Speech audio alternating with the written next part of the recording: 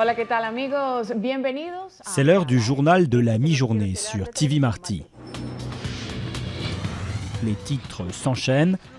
À la une, principalement, l'actualité de Cuba et de l'Amérique latine. Installé à Miami, TV Marti se présente comme une source d'informations non censurée par le régime des frères Castro. Une information distribuée également par la radio et via un site internet.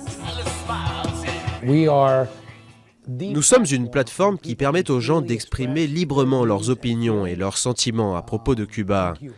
Notre public comprend des citoyens, des activistes politiques, mais aussi des chefs d'entreprise qui veulent lancer quelque chose sur l'île. Créé au milieu des années 80 sous l'impulsion de Ronald Reagan, Radio Marti devait répéter avec Cuba le succès de Radio Free Europe, qui aurait joué un rôle important dans l'effritement du communisme en Europe.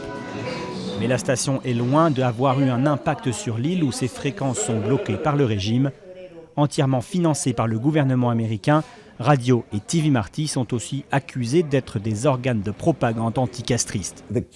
La communauté cubaine aux États-Unis n'était pas contente car elle avait le sentiment que Reagan n'en faisait pas assez contre Cuba.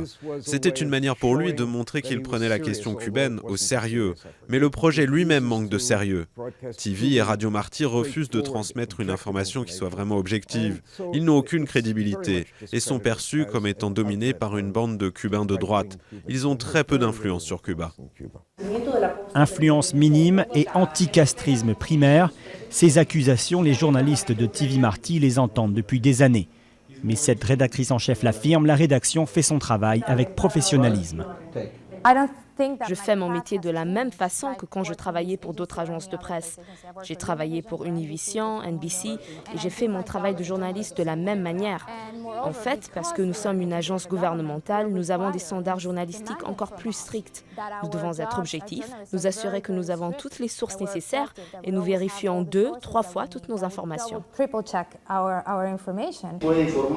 Critiqués, moqués parfois, Radio et TV Marti restent chers aux exilés cubains de Miami. C'est d'ailleurs par crainte des protestations de la communauté cubaine que le Congrès renouvelle chaque année son financement de 24 millions de dollars.